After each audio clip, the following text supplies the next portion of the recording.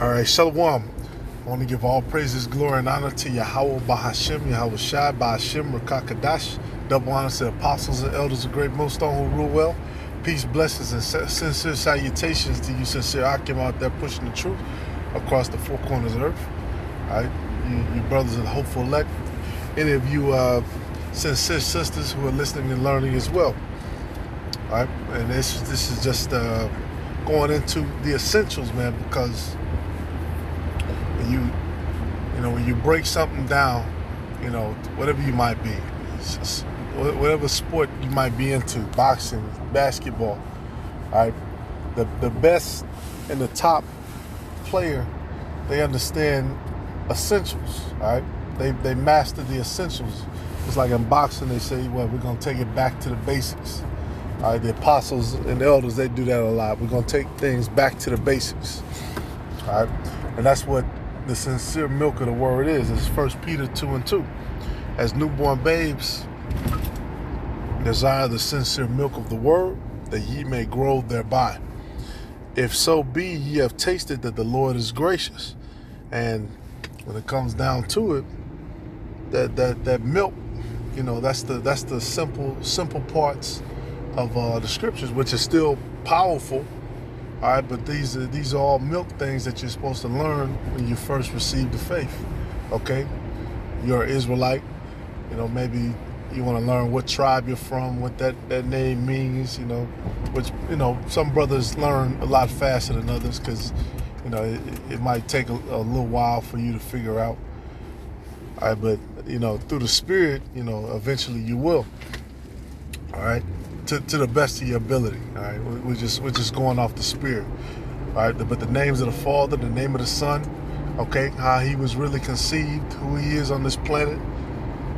All right, the order of things, all these different things which are the sincere milk which we desire. All right, I go back, jumping back to sports, because we know Paul, he used different analogies from the arena, as the head apostle likes to bring out. You had Bruce Lee, which Bruce Lee also, used that as a quote too, the essentials, dealing with the essentials only. That's what he did. He studied different martial arts. I believe Wing Chun was one of them. All right, then he decided that, in some of these martial arts, there was a lot of unnecessary stuff, and there was a lot of, over dramatic stuff. So he cut out a lot of it. He created his own style and kept the essentials. That's basically what it was, man. It was different essentials from different fighting styles, and that's what made him, great on the big screen. All right, and one of his students, the captain Kareem Abdul-Jabbar, he was a student of his. Learned from him. And he has the #1 points of all time, in a whole nother sport. We're talking about from fighting to basketball. This is Kareem Abdul-Jabbar. All right, so hell, even LeBron hasn't caught him yet. That's how great he was, because, like I said, those different essentials that was taught to him, that the milk of martial arts and the discipline of martial arts, he carried that into, the sport of basketball. All right. Hey, but with us, we carry this scriptures, we carry this word into our daily life and dealing with different situations and problems. All right, and that's what one of the things the brother was going into. All right, because ultimately the woman you're chasing is Sophia, man, that wisdom. Scriptures talk about being at her doorstep. All right, Solomon talked about that. Let wisdom kiss me on my lips.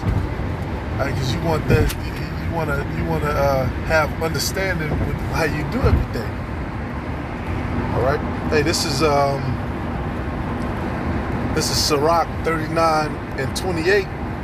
That's a lock if it's a little noise. I'm driving, But it says the principal things for the whole use of man's life are water, fire, iron, and salt, flour of wheat, honey, milk, and the blood of the grape, and oil, and clothing. All right. And one thing interesting, all of these different things, of course, we know the literal sense, you need all these things literally. These are the basics. All right. But in a figurative sense, the word has been likened unto all of these. You know, the water, the fire, iron. What does the scripture say? Iron sharpeneth iron. All right, salt. All right, honey, milk. Yeah, those both have been likened unto the script. The blood of the grape, wine. Yep. Oil, clothing. Right. What does it say? Put on your garments. Right. It's talking spiritually. All right. Now wheat. I'm not sure about wheat, but the scripture talks about how the Lord is going to separate the wheat from the tares. The wheat being, the elect of the nation of Israel. All right. So, literally you have different things which you need according to your life, which you just listen. And figuratively, you got this word. That's what you need above all. All right. And then when dealing with the word, going into that, the essentials of that, you got the different parts of armor which you need, man. This is right now we got the sword. We got our sword out. All right. But the number one thing that the scriptures talks about is faith. When you're using the sword, is that faith. I believe faith was the helmet. But you need that faith, that day to day. You got to believe that all these things are gonna come. All right, and believing so and putting your walk so, you gotta get yourself prepared, get yourself ready. All right, and do whatever house cleaning and whatever adjustments and audibles you gotta run. You know what I'm saying? When dealing with these people in the world and dealing with your own personal situations, dealing with your own setup. All right?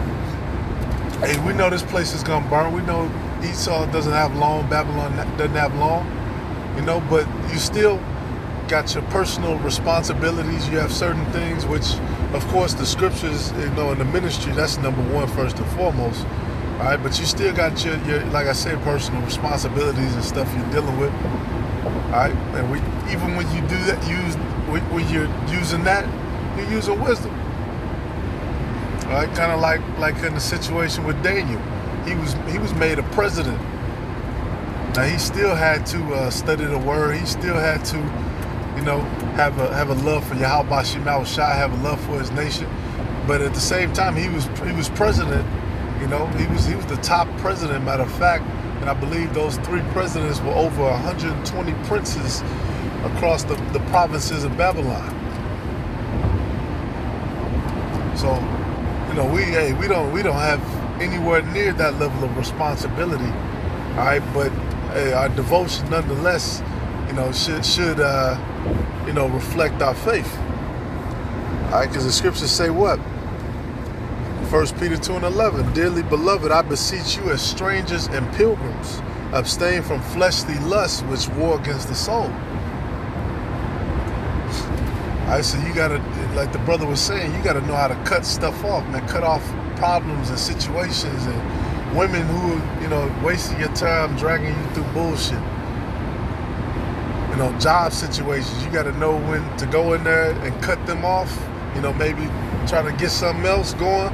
If they're not playing ball, or if you got a decent situation and there's an opportunity, knowing how to, deal with them wisely so you can, get yourself in a better position.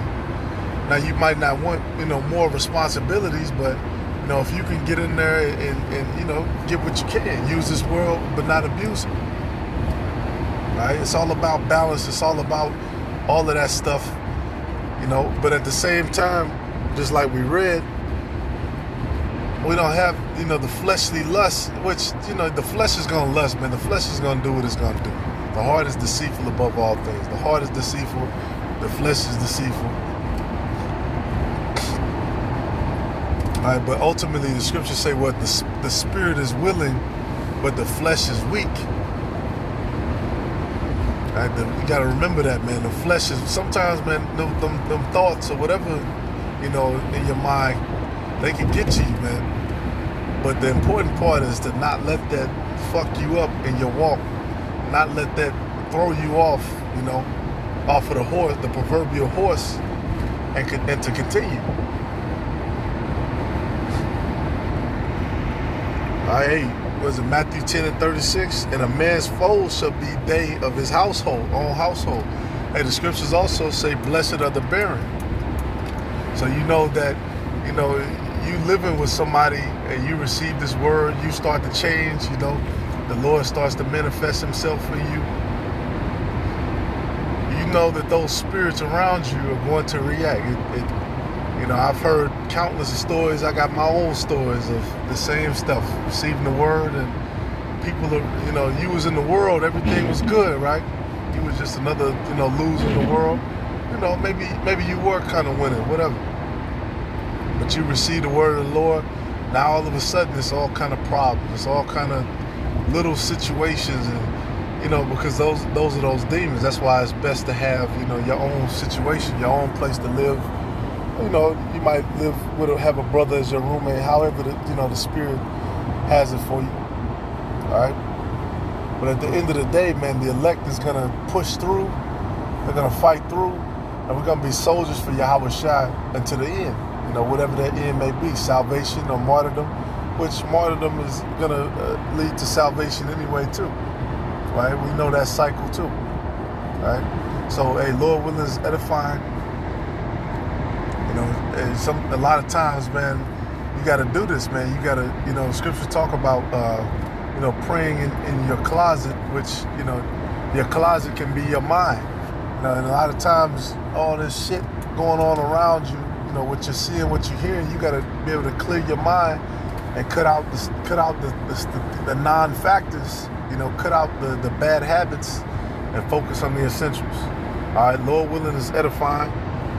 Shalom. Abba Ball.